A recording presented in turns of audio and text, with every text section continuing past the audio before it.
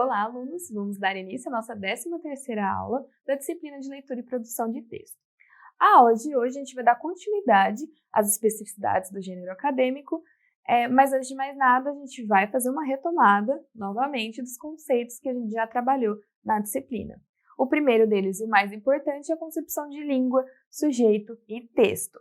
Então a gente está entendendo a língua como interação com um sujeito que ele é ativo dentro desse processo de interação, utilizando a base linguística, a estrutura, o sistema linguístico, para fazer essa interação dar certo. E a interação é materializada no texto. Então, a concepção de texto que a gente adota é o texto como interação, a materialização da interação. Nesse sentido, a gente também trabalhou um pouquinho com práticas comunicativas e gênero, entendendo o gênero como permeado no nosso dia a dia, dentro dessas práticas comunicativas que definem qual gênero a gente vai escolher. Então, dentro de situações e de contextos, pensando também no nosso interlocutor, naquele que nos ouve, que nos lê, a gente estabelece qual gênero é mais adequado para essa situação, essa interação. Nós também conversamos um pouquinho a respeito da argumentação e da metáfora do iceberg, como numa primeira leitura a gente tem contato com o material linguístico, aquele que está na superfície, e o que está na parte profunda são os conhecimentos que são mobilizados para que essa leitura e a produção possa ser feita. Então, conhecimento de mundo, cultura, e esse conhecimento compartilhado pelo autor e o leitor, ou o falante ou ouvinte. Nós também comentamos um pouquinho que a argumentação está permeada no nosso dia a dia, a gente produz ela desde quando nascemos, e que ela é dividida em partes. Então, a gente inicia a argumentação, desenvolve e conclui. E para que isso funcione, a gente tem que ter uma progressão textual, isto é, uma coesão e uma coerência do texto. Nós também começamos a falar um pouquinho sobre os gêneros acadêmicos e qual que é a sua funcionalidade, que é de fazer uma divulgação científica, que é divulgar uma discussão, fazer algumas discussões teóricas e divulgar resultados. E na aula anterior, a gente descreveu um pouquinho as especificidades do gênero resumo, fichamento e resenha. Hoje a gente vai discutir um pouquinho a respeito de ensaio, artigo e projeto de pesquisa. Começando então pelo ensaio, vou trazer uma citação que busca caracterizar o ensaio como uma produção textual em que a visão subjetiva daquele que escreve está em destaque. No ensaio, quem escreve tem a liberdade para refletir sobre as temáticas que lhe interessam, assim como pode e deve defender seu ponto de vista em relação a elas. Por isso, ele dispensa a obrigatoriedade de um texto referente, como o resumo e a resenha, que obriga o autor do gênero a reduzi-lo às suas principais ideias ou criticá-lo. O ensaio pode ou não mobilizar uma documentação empírica ou bibliográfica. Então, essa diferença do artigo e do ensaio e do resumo é muito importante, porque o resumo e a referência, a gente tem uma base como referência, a gente tem aquilo como referência. E o artigo está muito voltado para o resultado.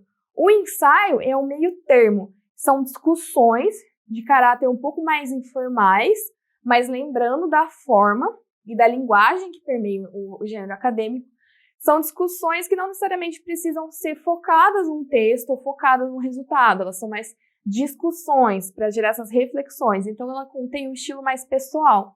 Isso não quer dizer que o estilo é informal, quer dizer que o estilo é mais pessoal. Então aqui, ao contrário da resenha, por exemplo, o autor pode se colocar no texto. Ele pode afirmar que aquela crítica é dele, que aquela discussão vem dele, e tá tudo bem. Enquanto na resenha, isso não pode acontecer. A crítica ela tem que vir de forma implícita, de forma indireta. Então, os autores colocam o ensaio como uma modalidade de trabalho científico secundária, porque ela vai fazer realmente essa reflexão mais pessoal.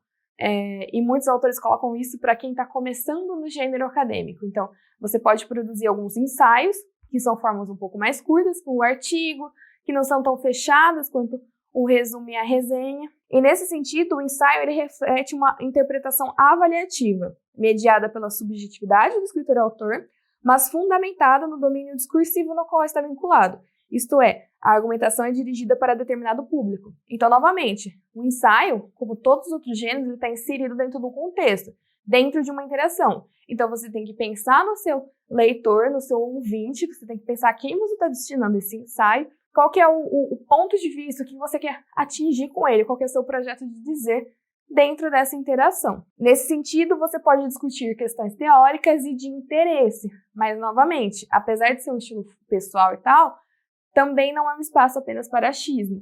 Então, são reflexões teóricas, você precisa ter um pouco de embasamento mesmo que seja mínimo, para poder fazer esse tipo de críticas e de reflexões. Senão é falar no vazio, falar só a partir da sua opinião, não se constitui necessariamente como um ensaio, pensando nele como um gênero acadêmico. Por exemplo, então eu vou trazer aqui um livro chamado Janelas Indiscretas, Ensaios de Crítica Bibliográfica, da pesquisadora Eneida Maria de Souza. Então aqui, para ela se posicionar de forma crítica e demonstrar o conhecimento que ela tem durante todo o processo de pesquisa que ela desenvolveu ao longo dos anos, ela se utiliza do ensaio para fazer essas críticas teóricas e da docência da crítica biográfica. Vocês podem perceber que esse gênero, então, não é só utilizado por alunos que estão começando, como alguns autores colocam. Eles podem ser utilizados por professores mais velhos, por pesquisadores mais velhos, para dar a sua opinião pessoal sobre determinado tópico que estudou ao longo de toda a sua vida. Então, isso também é muito válido. Passando agora para o artigo. Faz algumas aulas que eu estou comentando sobre artigo, então a gente vai finalmente definir o que seria esse artigo. O artigo seria a modalidade de trabalho científico primeira, porque resulta de uma divulgação científica, então resulta da explanação de resultados de uma determinada pesquisa. Então, é resultado de um trabalho científico anterior. Então, a gente precisa de um trabalho científico, mesmo que seja uma revisão teórica, não necessariamente um trabalho de análise de dados, mas precisa desse momento primeiro para culminar no artigo. O artigo é o resultado de uma pesquisa. E pensando na questão da interação, ele se destina a uma comunidade científica. Então, a sua linguagem ela tem que ser direcionada a esse público-alvo, a esse interlocutor, que é a comunidade científica. Então, você tem que se utilizar de jargões, você tem que se utilizar dos conceitos e de uma linguagem que o seu interlocutor, a comunidade científica, possa compreender. Então, a linguagem ela continua sendo objetiva, concisa, simplificada, como a gente mencionou nas últimas aulas, sem ser informal. Ela só tem que ser extremamente objetiva. Nesse sentido, como eu mencionei, o artigo ele é feito para divulgar resultados. E ele pode ser publicado em revistas científicas ou periódicos científicos. As pessoas usam isso como sinônimos. Então, se a pessoa estiver falando de uma revista científica, ela está falando de periódico científico. Agora eu vou explicar um pouquinho para vocês como funciona esse processo de avaliação, como o seu trabalho é publicado numa revista. Então, você seleciona a revista que você quer publicar seu trabalho e você envia seu texto. Quando você envia o texto para a revista, eles vão selecionar de 2 a 3 avaliadores que vão ler seu texto de forma anônima e tecer comentários sobre ele.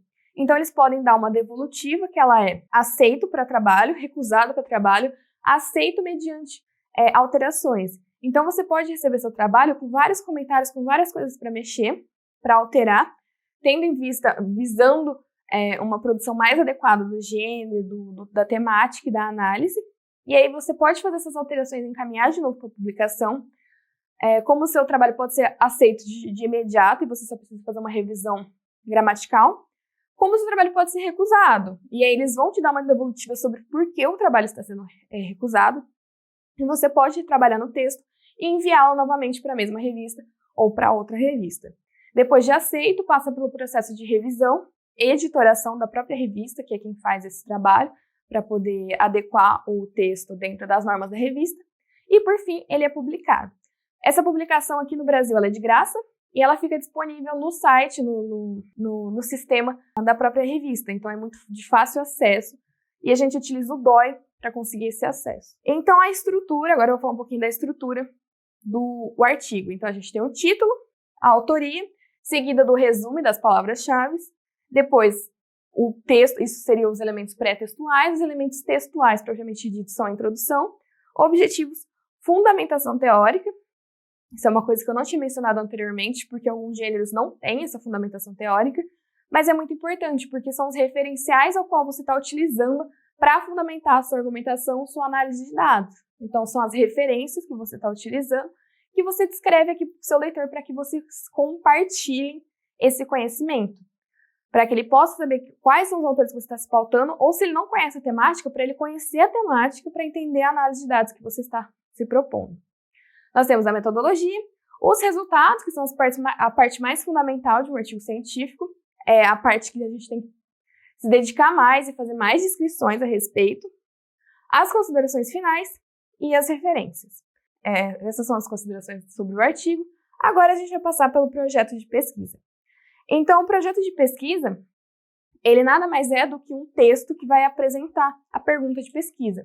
Então, ele vai apresentar qual que é seu objetivo, qual que é seu objeto de pesquisa, qual que é o problema que você quer tecer comentários, fazer reflexões críticas, teórico-metodológicas ou solucionar no projeto de pesquisa.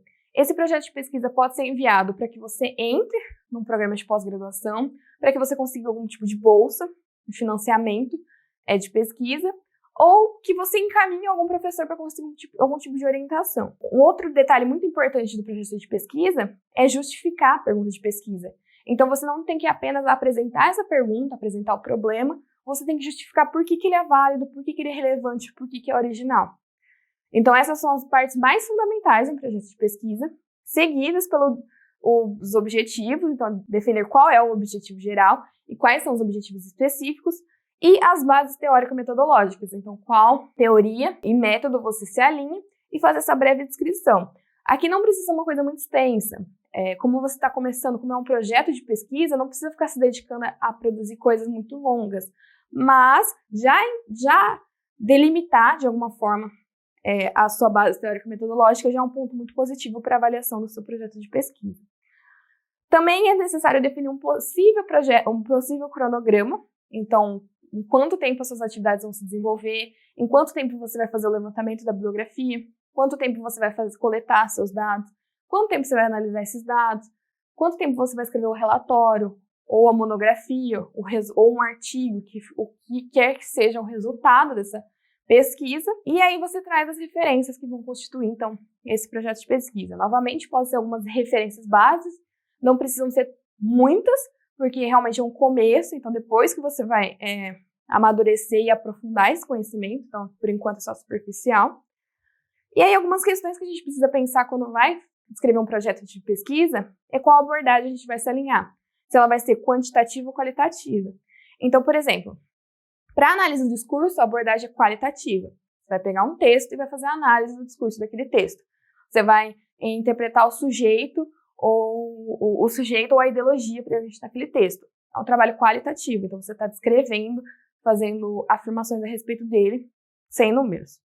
A análise quantitativa já perpassa uma questão de números. Então, por exemplo, dentro da sociolinguística, ao investigar os processos de variação e mudança, é comum a gente utilizar o quantitativo para avaliar de que forma essa mudança está se dando, quais são os condicionamentos, os fatores sociais, e os fatores linguísticos, isso tudo se dá de forma quantitativa. Então, é utilizado muito gráfico, tabela, e números e regressões logísticas para fazer essa interpretação dos resultados. Outra questão é se os objetivos são explanatórios, descritivos ou explicativos. Então, se os seus objetivos são explicar alguma coisa, descrever alguma coisa, é nesse sentido, assim, que os seus objetivos devem ser delimitados. E se a sua técnica é de procedimentos bibliográficos, você vai juntar uma quantidade de textos e tecer algumas considerações a respeito disso. Se vai ser documental, se você vai entrar em contato com textos que ninguém nunca documentou. Se vai ser experimental, se você vai trabalhar com um contexto de uma experiência, de experimentar alguma coisa. Se você vai fazer um levantamento, se você vai fazer um estudo de campo, então se você vai ir em algum lugar fazer esse estudo. Se vai ser um estudo de caso, se você vai selecionar um caso para estudar. Se vai ser uma pesquisação que vai gerar uma intervenção em algum lugar, ou se vai ser uma história de vida, então olhar para uma pessoa e fazer alguma coisa com relação à história de vida dessa pessoa. Nesse sentido, então, eu retomo a conclusão da aula anterior, que a gente precisa entender as especificidades dos gêneros acadêmicos dentro do processo de interação. Então, para produzir e para interpretar esses gêneros, a gente precisa compreender quais são as interações que eles estão inseridos, dentro de que contexto, para quem se direcionam e quem está escrevendo e para quê, qual que é o objetivo dessa interação. Obrigada pela atenção. Qualquer dúvida, é só acessar o material didático ou entrar em contato com os professores tutores que são disponíveis para isso. Até a próxima aula!